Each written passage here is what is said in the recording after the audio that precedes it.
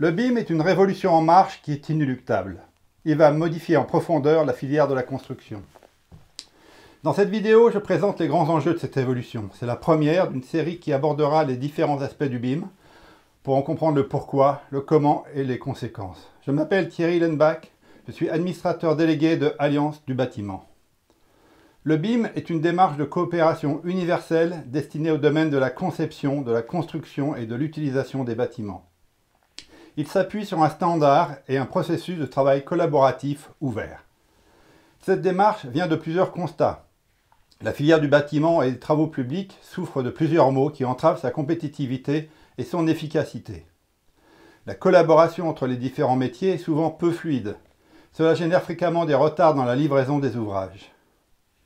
La complexité de gérer les informations, qui sont ressaisies d'un opérateur à l'autre, en moyenne 6 à 7 fois lors d'un projet, est aussi à l'origine de difficultés, de malfaçons et de surcoûts.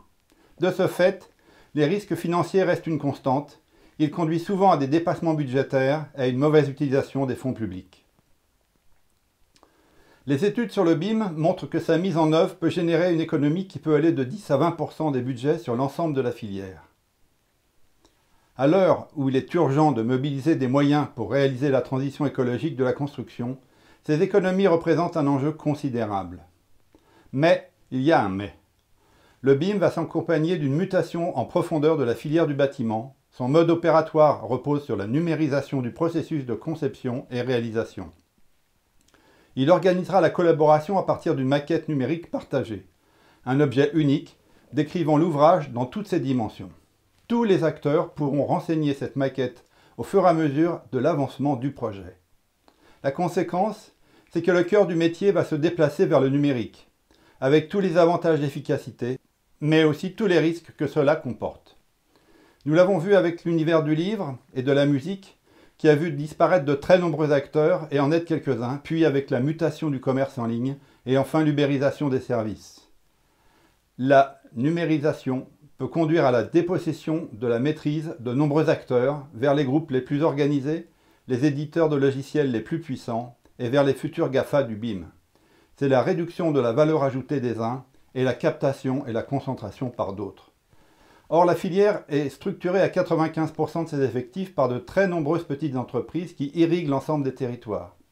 Ces structures ne sont pas armées pour s'intégrer facilement dans un processus complexe et coûteux.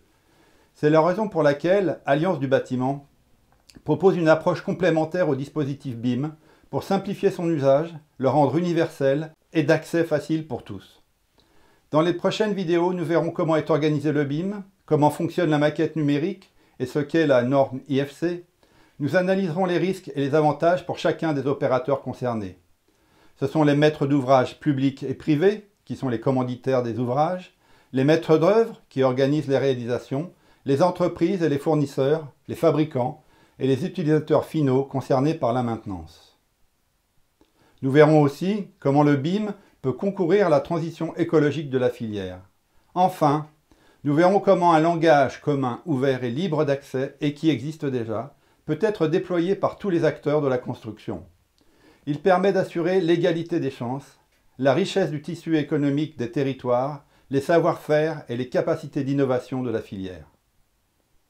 Rendez-vous dans nos vidéos de formation pour suivre l'ensemble de ces éléments. À bientôt.